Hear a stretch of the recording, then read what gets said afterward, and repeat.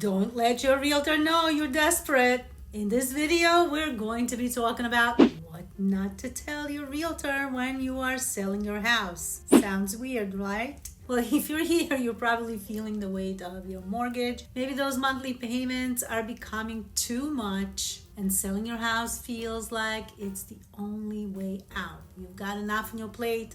The last thing you want to worry about is what not to tell your realtor, right? I know it's a tough spot, but before you jump into selling, I want to make sure that I share a few things with you. Things you should never tell your realtor, especially when you are selling because you actually have to. The last thing you need is to accidentally sabotage your sale by revealing the wrong information at the wrong time. So I'm going to walk you through the top things you should never tell your realtor when you're selling out of a financial necessity. Trust me, these tips could make or break your sale. Transparency and honesty is key for me when I represent clients, but I've seen a lot that can be sabotaged, and I want to make sure that you don't find yourself in this situation. Let's jump right into it. Number one, when you're falling behind on your mortgage payments, there's pressure to sell quickly, on your end that is. But here's the thing, if you tell your realtor that you're desperate to sell right away, that urgency can get passed along to buyers even if it's not intentionally. Don't believe me? Let me tell you. I have a buyer client that we were looking at the house that was listed at $550,000. I called the listing agent to ask a few questions. And one of the questions was, what is the principal balance the seller owes to the bank? Because I did my research and I found out that this home is currently in the list pending foreclosure. For me, and the benefit to my buyer client, the agent happily revealed what was the balance. So I let my buyers know that we can offer a lower price and get a chance to pay $50,000 lower and get the house at $500,000. And what do you think happened? There were no other offers, and so I was able to save my buyer client $50,000 because of the same reason. So I don't want you to do that. That's why I'm doing this video, so that you have better understanding before you reveal certain things. Got it? Let's move on to number two. When you're stressed and worried, it's tempting to tell your realtor the price to get things moving quickly. But here's where the danger is. Once you reveal that number, it can limit how aggressively your realtor negotiates for you, and the buyer might hear about it. So don't share your bottom line until you actually have to. Me personally, when I sit down with the homeowner and we are working on listing their home and we're choosing a price, I don't want to know what their bottom line is. I just want to know that they are selling for the right reasons, that we are pricing the property at the numbers where it's going to generate us the most amount of interested buyers, and it's going to generate for us the best possible offer that the real estate market can deliver for the time that we are actually selling their home. And I want to make sure that they have enough net proceeds that they desire to get them moving to the next destination, and that we don't find ourselves in a short sale situation. I just want to warn you about all the possible scenarios that you might be faced with when you are hiring a listing agent to sell your house. Instead of putting your lowest acceptable number out there too soon, I would ask you to hold back until the negotiation process really gets going, because this way your real estate agent will push for the highest price possible, and this will give you more room to cover those back payments and maybe even walk away with some extra cash. Good? Excellent. Now, if you're behind on your mortgage payments, it feels like a ticking time bomb, right? Right. I know you're worried about foreclosure, and that anxiety can make you feel like you need to tell your realtor every detail now. An excellent realtor will do the research about your property and find out to see if there's any liens pending on the house. But if they don't share those missed payments too early. It might cause your agent to shift focus, thinking they need to sell quickly rather than maximize your sale.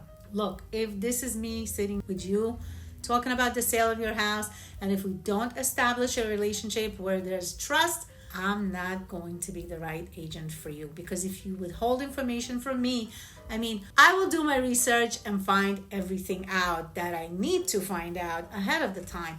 But I will also ask you to tell me if there's anything that you are going through that is going to help me help you best. When I know what the challenges are, I can then create a customized plan and strategy to make sure that you don't find yourself in a foreclosure. So that's me. However, let your realtor know you need to sell, but avoid diving into the late payments right away if they are not yet showing up as a list pendant.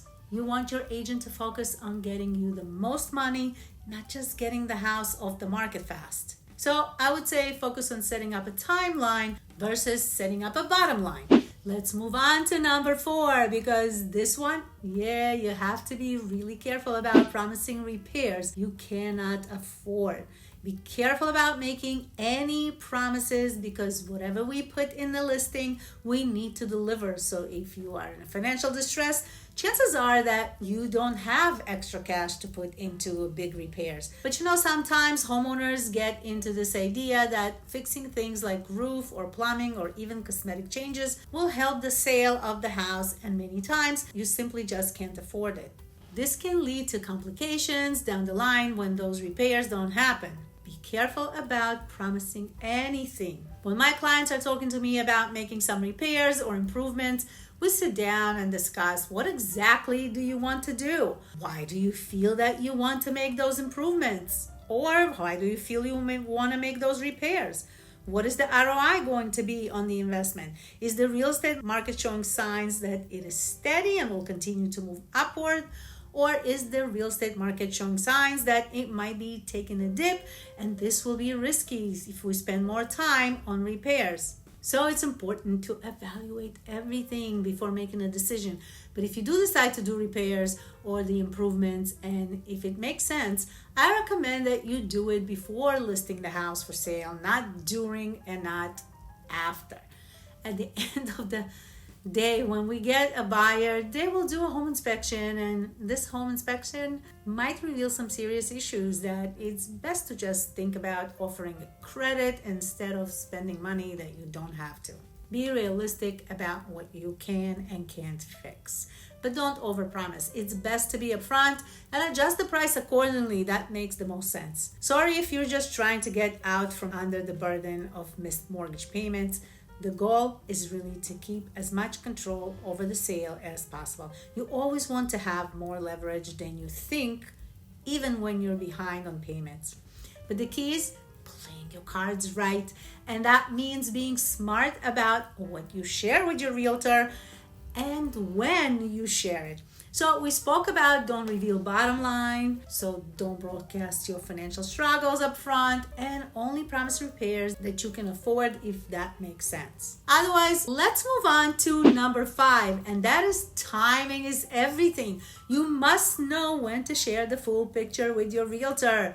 So let's talk about timing. You'll need to share your financial situation with your realtor eventually, but when's the right time, right? Wait until after there's interest in the house is my recommendation, and have some solid offers on the table. Once things are moving, it's okay to be more transparent so your realtor can help you navigate those tricky waters. So for instance, if we are dealing with an offer that won't cover the principal balance of your mortgage and the closing costs, then we can say to our agent, well, we can't take this offer because this is not going to cover the debt and selling expenses. You get the point, right? And now your agent knows that they have to strive to get you the number that at least going to cover all your expenses. Unless the market has dropped significantly, being upfront at the right moment can actually give you and your realtor more power to act swiftly and get the best deal possible without sacrificing the value of your home. This is exactly why I prefer to know everything I need to know in order to be able to help my seller clients accomplish the best possible scenario and net the most possible money in the end of the sale transaction. The bottom line is, even if you're struggling to make your mortgage payments and the pressure feels overwhelming, the one thing I always want you to remember is that you have options. The key is knowing what to share when to share it, and how to use your situation to your advantage, which most realtors will be able to guide you in that direction. But I know what you're thinking, but I need to sell. But what if I can't avoid foreclosure? What's the difference between letting go to foreclosure or a short sale? That's a really crucial decision, and you need to know the ins and outs before making any move. So let's check out my next video, foreclosure versus short sale, where I break it all down for you and help you figure out the best option for your situation. Knowledge is power. If you're in a tough spot with your mortgage, you don't have to face it alone. Make sure to subscribe so you don't miss any tips that could help you make the best decisions for your future. Subscribe button is right there, and let's tackle this together. See you in the next video.